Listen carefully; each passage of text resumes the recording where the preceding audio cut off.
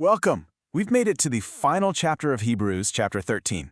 Now, what if, instead of just reading these last crucial words, we could build them into a story so clear in your mind that you'd never forget it? Let's do just that. See, we're not just going to read this chapter. We're going to build it, scene by scene, in our minds. We're going to walk through Hebrews 13, verse by verse, creating a visual journey that's designed to stick with you long after you're done watching. Okay, so our journey starts with some of the most practical stuff imaginable, how we actually treat each other. This isn't about some lofty, abstract ideas. It's all about putting love into real, concrete, everyday action. Verse 1, it's the foundation for everything that follows. So simple, but so deep. I want you to picture a warm, golden light flowing continuously between a whole group of different friends. It's not a flickering candle, It's a steady, unbreakable beam of connection and care. This love is meant to keep going. Now verse 2. This one brings in a little mystery and wonder. Imagine you're opening your front door to a weary traveler. You offer them a meal, a place to rest. But as they step inside, you notice their shadow on the wall behind them. It isn't quite normal. It has the faint, unmistakable shape of wings. What a reminder, right? That simple hospitality could have heavenly importance. And then we get to verse 3, a call for some serious empathy. Don't just think about people who are in prison. The writer says to feel it with them. So go ahead, picture the cold, heavy feeling of chains on your own wrists. Feel the damp chill of a stone prison cell. We're asked to connect with their suffering because, hey, we're all in this together, in these vulnerable physical bodies. In verse 4, we get this really sharp, really clear contrast. First, picture a beautiful, respectable wedding, a scene of honor, commitment, just pure celebration. Then, right after that, see and hear the sharp, decisive crack of a judge's gavel striking down. The message draws a very clear line. One path is honored, and the other meets with judgment. Verses 5 and 6 tackle two huge things, our attitude toward money and our struggle with fear. So first, for contentment, picture someone standing in front of a massive pile of gold and jewels, but they just happily turn their back on it all to embrace what they already have. Then, for courage, see that same person standing firm while a storm rages around them. And then suddenly, the clouds part right over their head and this beam of sunlight shines down. It's this picture of unshakable confidence that comes from knowing God is your helper. So after all those outward actions, the focus now pivots inward. We're looking at our spiritual compass, the core beliefs, the leaders, and the kind of sacrifices that keep us steady in a pretty chaotic world. Verse 7 tells us to look closely at the lives of our spiritual leaders. And the best way to visualize this is like a time lapse. Imagine watching the life of a wise leader unfold real fast, seeing their consistent, faithful actions over many years, leading to this positive, fruitful legacy. Their life literally becomes a proven path that we can follow with confidence. And right here in verse 8, we hit the anchor of the entire chapter. This is huge. Jesus isn't some figure who changes with the cultural trends. He was the constant in the past. He is the stable center of our lives right now, and he will be the exact same into the vastness of eternity. He's our one unchanging reference point in all of life.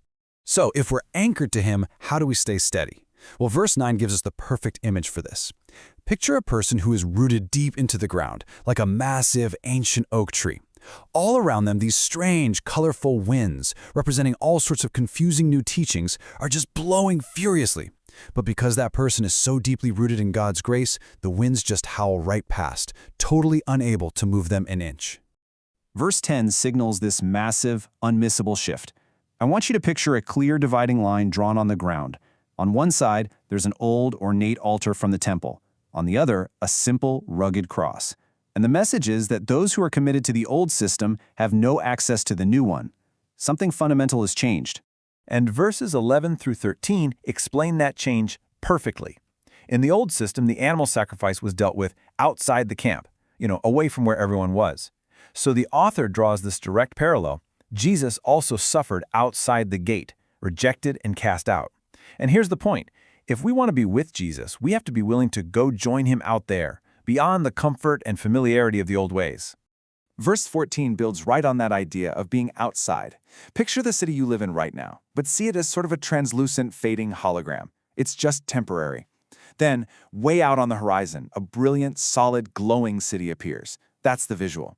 We're all just travelers, walking away from this fading city and toward the one that will last forever. So if the old animal sacrifices are gone, what do we offer God now? Verse 15 gives us this absolutely beautiful answer.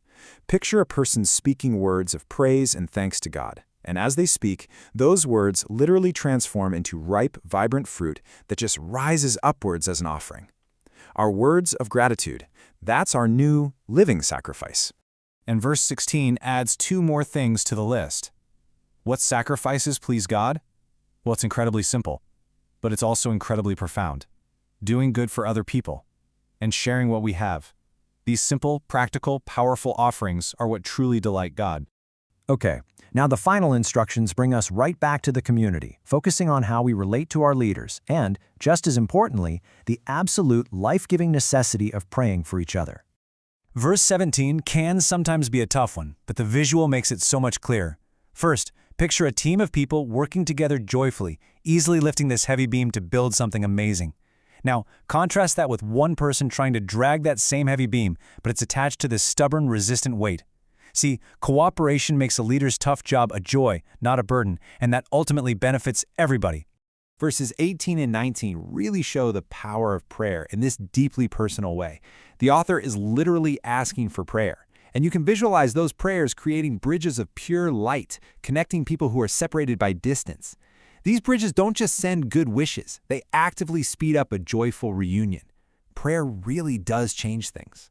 And now, the end. But this isn't just a simple goodbye. No, it's a final, powerful blessing, a prayer that really seals the entire message of the book in this beautiful conclusion. The blessing kicks off in verse 20 with this incredible image. Picture a vast, beautiful landscape and see a powerful yet gentle shepherd calmly and confidently leading his flock right through it.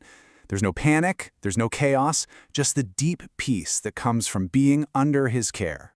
And what does this shepherd do for us? Verse 21 tells us, visualize God as a master craftsman, maybe a potter or a carpenter, expertly and lovingly working on you. He's sanding the rough edges, strengthening the weak spots, equipping and perfecting you to fulfill the unique, good purpose He has just for your life. The last few verses, 22 to 25, are like the personal sign-off at the end of a letter. The author asks for patience, shares some great news about his friend Timothy, and passes on greetings. Just picture a letter being folded, sealed with wax, and sent on its way, carrying that final, powerful wish that covers everything. Grace be with you all.